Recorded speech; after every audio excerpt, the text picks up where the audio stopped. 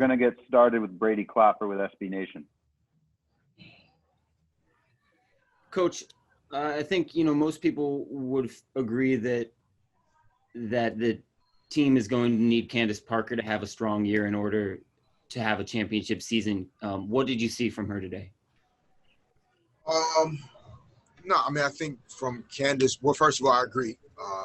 We would say that, not just people. No, I think I saw health, most importantly from Candace. I think she feels just physically in a place where she can start to build over the next few weeks and prepare herself to have a great season. I really do. She's in really good condition, and she's going to get better in her conditioning. But you saw the ability to do some things off the dribble that she just was limited in getting to last season, and her activity on the defensive end, with Brittany Griner and just causing problems with her length. The success we hope to have this year, a lot of it revolves around Candace's versatility on both ends. Nick Hamilton. Hey, congratulations, Coach, on your first win of the season. Thank you. Thank you. Question, I know you got a lot of production from your veterans, Simone Augustus, Candace Parker today, but looking at the schedule ahead, you guys have 16 games with only 1 day of rest in between games. How do you go about assembling your team to where you get the maximized production out of your vets like Candace and Simone and others? Yeah, I mean, I think we have to be smart, during games as well as those days in between. With how we do things, we're going to have to find ways to extend recovery.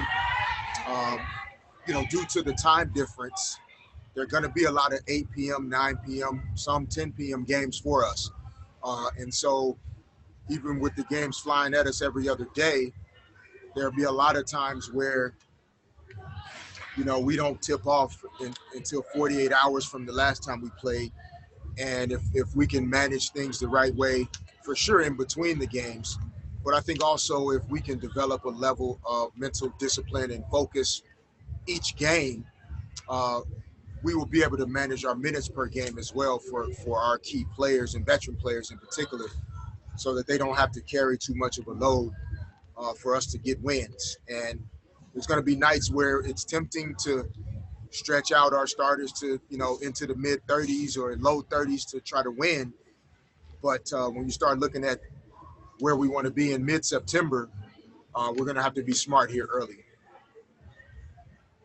Michelle Vopel, ESPN. Yeah, Coach Fisher, could you just address what an awesome relay debut this was for NECA, going 8 of 8, and then also just the depth that this team showed today and how important that's going to be. Yeah, Michelle, I really, I don't know why we get surprised when NECA does great things, because I think we've all come to expect her, just because of who she is, to do great things every time she steps on the court, every time she steps up to a microphone or whatever it is. Like, she's a phenomenal woman. And, she really, just due to the amount of time she's had to put in to help us all get to this point as president of the Players Association, we had to try and be really smart with her the last couple of weeks in terms of training camp and how much for her to really have to work every day. And so for her to come out and perform this way, I think it shows that, one, she knows how to take care of her body, and she still was prepared and ready to go for this season. And, she's so valuable to everything that we hope to do. And it was good to see her get off to a great start. And obviously Simone, one of the goals for her specifically was to be able to come into this year and make sure that people understand that last year, coming off with the knee injury and the surgery, she just wasn't able to be herself. And, she's not going to be 6 for 6 every night, but a lot of the things she did today, we're going to see often. So we're happy to have her. And then some of our young players, Christina Nigwe, her activity, Ted Cooper as a rookie came off and did some great things. And so it was a good, well-rounded team win, like you said, and we hope to have many of those. Two more for Coach today. Breanna Merchant. Hey, Coach. Congrats on the win. Thank you, Spirit.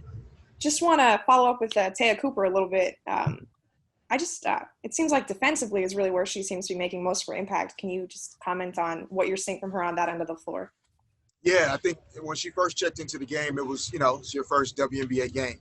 And, you've dreamt about this, I'm sure, for some time. And so I think initially she was just kind of trying to find her way. And when she came back in the game the next couple times, that's who Coop is. She really can. She has a talent in terms of getting after the basketball, getting after ball handlers. She's tough physically, mentally, and that's something that we hope to be able to use. To be able to have multiple defenders, Tierra Ruffin-Pratt, Brittany Sykes, Coop, Raquana Williams. Like we have some perimeter players that can get after people, and we don't have to always ask Chelsea to do everything on both ends each night when we step out on the court. And so, we hope to be able to help Coop improve and get better in a rookie season that's very different than most, if any. And she did some good things today. We're really proud of her effort. Last question for Coach Pavy with HNB Media. Hey, Coach. Following up on defense, can you talk about the defense performance that you guys put forth, especially in that third quarter, and how encouraging is that going forward? Yeah, no, that's where we want to hang our hats, Pavy. Offense always comes and goes. And even though we're talented, you don't need talent to play great defense. And what we hope to be able to do is find ways to play great defense every night, or most nights, and then allow our talent to, help us be special on the offensive end. But it was really good to see. I think in the first half, it's tough, and we told the ladies, like, this was not easy today to come in here and have to play a game that counts with really no preseason, without a normal offseason. And so the first half, I think it just took a while to get used to playing in games again. And we were fortunate that in the third quarter, we were able to come out with the right intensity, right effort. And all these teams are going to have to work through some early struggles. But we were happy to see what we saw tonight from our group in the second half in particular. Thank you, Coach. Congrats. All right, everybody. Thank you. We will start with Miriam Swanson, LA Daily News. Hi, Chelsea. Congratulations. Obviously, this is a huge day for you guys and for the league as a whole. Can you just kind of describe the environment there today as far as everything that's involved? I think it was huge, first of all, for the league to have Breanna Taylor's name on the back of our jerseys, and you saw the shirts that the coaching staff was wearing, and that's kind of been the vibe. And it's bigger than basketball, and that's been kind of the talk around the league and amongst us players. To want to get different messages out there, and saying her name is important. It's vital to protect us as Black women, us as a Black culture, as Black people. So that's kind of been the vibe and what we've been discussing around the league. Tukni New and LA Times. Chelsea, going off of that, what was kind of just the personal meaning for you as you kind of stand there during that 26-second kind of moment of silence in honor of Breanna Taylor? It's hurtful. Somebody or a police officer could break into my apartment and do the exact same thing. I can be in her shoes. And I'm blessed to be here, and you can't take it for granted because we're dying. People are killing us. And we can't keep quiet. It has to be a movement amongst everyone. So it meant a lot, as a Black woman. It gets emotional just thinking about it, that I have people around me, my teammates, family, that could have been in that situation. And you can never take it for granted. John W. Davis, Winsider. Hey, Chelsea, congrats on the win. Thank you. Appreciate you talking about social justice. Can I ask you a basketball question, if that's okay? I'm only talking about social justice today. Okay. Well, with that in mind, then, why don't you want to talk about basketball? You guys had a great win, but why is it important to just only talk about Breanna Taylor and Black Lives Matter and say her name on this opening weekend? I mean, I said it kind of. You have to protect our women, protect the people that we're around, that we talk to, that, you know, it's scary out there, and it's our reality all the time. Last question for Chelsea. We'll go to Nick Hamilton. Hey, Chelsea, congratulations on the win. You guys, first of all, commending you guys for bringing her name to light and so many others. Are there any initiatives that you want to work on to ensure the laws are structured towards trying to protect us as Black people and Black women, especially from the law enforcement officers, from Breanna Taylor's incident being prevented? Yeah, I mean, I think people have talked about defunding the police, putting in education, putting in our youth, having those talks, having that communication so they have the understanding, but also going out and voting. Like, this is an important time, going out and voting, understand that your local elections are important. And not just talking about presidential and all of that stuff. We talk about local elections, but also doing your research and having that foundation so you can make a decision not based on other people or based on this and that, but you do your research to know, you know, what's right and what's wrong. It's a humanity issue, you know. Us as Black people are suffering. We have been for a long time. It's just being on social media now, and you're able to see it, and it's right there in our faces. So it's kind of hard, you know, to be quiet. When we talk about Breanna Taylor, 26. You know, she has so much life to live, and we're killing, you know, that's a youth right there. I'm 27 years old. That could have been me last year. Thank you, Chelsea. Thank you. All right, media, questions for Simone. Augustus, we'll start with Cameron Buford. Hey, Simone, terrific game for you today. Thank Congratulations. You. Appreciate it. Can you talk about joining a new team? I mean, if you're talking about basketball, can you talk about joining a new team, that a veteran-laden team, and then what you bring to the squad and what you look forward to bringing to the squad throughout the rest of the season? I mean, joining a new team is different, difficult. You know, you have to get adjusted to the culture here, respect what they have here, but also be able to, you know, incorporate yourself some type of way. And it's been a smooth transition. Like I said before, everybody's been warm and welcoming. Coach Fitch has been very open with communication and making sure I understood what he expected from me. And it's been good. Like, I've been able to do what I needed to do, as you can see today. It was no pressure, no stress, just come out and play ball, pick your spots to be successful, but give what I can give to the team, whether it's on the court scoring the ball or off the court, being in the younger players' ears, or giving whatever knowledge I can give so we can continue to move forward. We'll go to Pepper Pursley. Hi, Simone. How are you doing? I'm great. How are you? I'm good.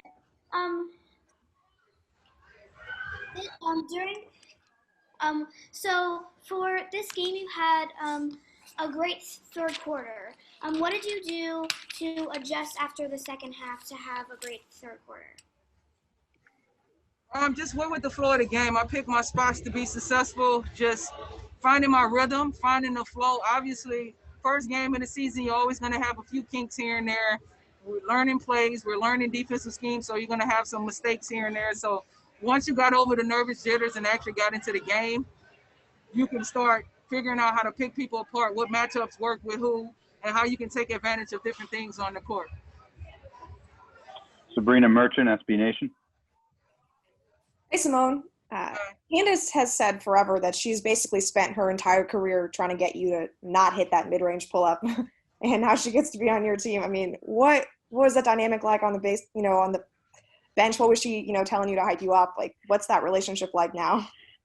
Oh man, Cam, we're cool. Like, she hasn't had to say anything to me. We have a understanding, like a respect for each other. I know what she can do. She knows what I can do.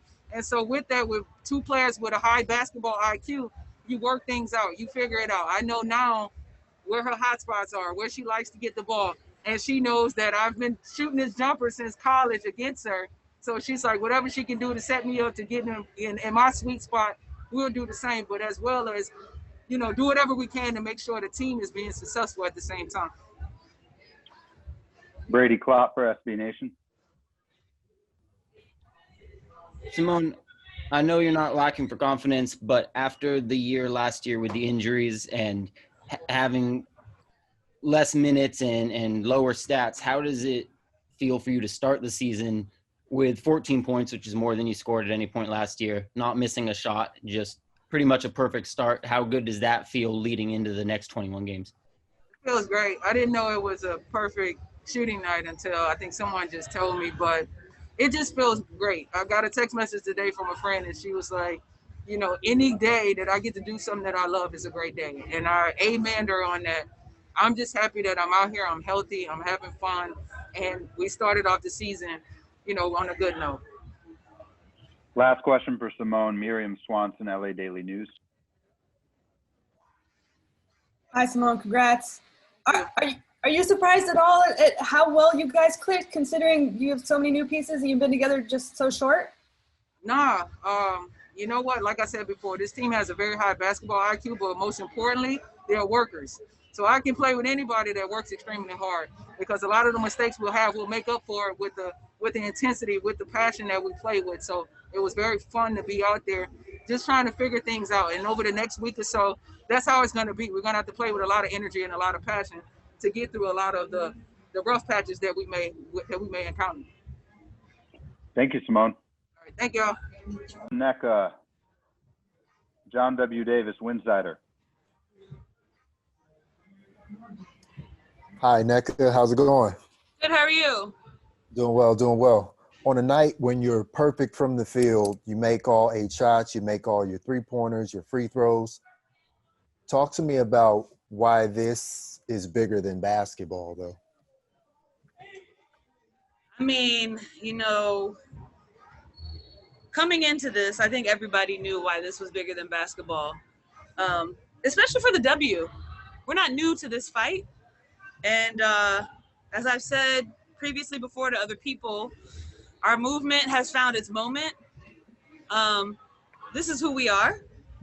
And I'm just really happy to be able to finally be in this season playing the game. To be honest, I never thought that I would be playing basketball this year after what we had gone through. But that is incredibly trivial compared to what we're fighting for. And I'm so glad that we can dedicate this weekend to Breanna Taylor and raising awareness for the justice that has yet to be served for her. Jim Alexander, LA Daily News. Hey, congratulations. The fact that this whole league, the very existence of the WNBA, you could almost say it's a social justice initiative. And what the league does and what the players do for women, for people of color, for the LBGT movement and all that. I mean, it all kind of fits in seamlessly, doesn't it? I mean, kind of talk about that evolution as a league, as a league's players. Yeah, I mean, I think at birth, we are women. So our life is political, unfortunately, because of how this country has evolved. It shouldn't be, but, we press on. These are human issues.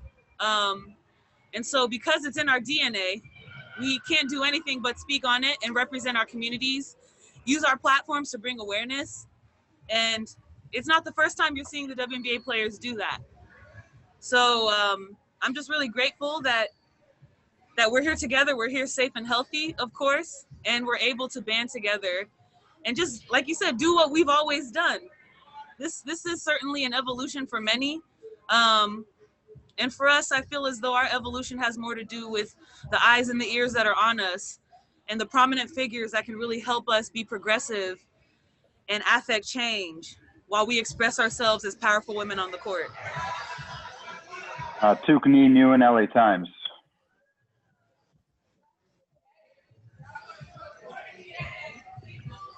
There we go. Where did the idea for the 26-second moment of silence silence come from and leaving the court during the national anthem. We've seen some other teams do that before your guys' game today. So where was that conversation coming from? That collaboration was certainly more between the Social Justice Council and our league, of course. We wanted to commemorate Breanna in whatever way we could. And so the least we could do was have that moment that signified the years of her life that we can use to just acknowledge her as a person and celebrate her like her mom asked us to. And I look forward to seeing what more we have in store from the Social Justice Council and from the league. The league has been really great in letting the players lead a lot of the initiatives that we have going on this season. This weekend was really big for us, and we anticipate even more moving forward to be able to acknowledge things that are much bigger than basketball. Last question for NECA. We'll go back to Pepper Pursley. Hi, NECA. How are you doing? Good. How are you? I'm good, thank you. How are you hoping to inspire young fans who watch the games who want to make a change? I really hope that we can inspire them by simply being ourselves. I feel as though right now we're in a moment where we need bigger voices and allies to bring eyes and ears to the WNBA. And I see that happening right now. So I'm excited to have new eyes and ears, especially in this season that we've dedicated to social justice and impactful change. I'm hoping that this brings light to not just the causes and the initiatives that we've always spoken about, but also the women behind the voice. And so I look forward to that. And I'm glad that this weekend is off to a great start. Thank you, NECA. Thanks, everyone.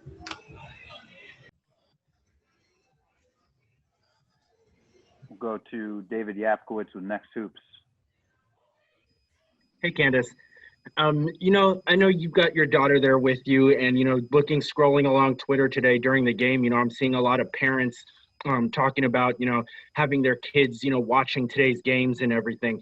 And I'm just curious, how important do you think it is, on opening weekend for I guess, young girls in particular to see you guys out there? And as we're in the middle of this period of social upheaval and stuff, how important is that to you to be able to go out there and to have, all these young girls out there watching you?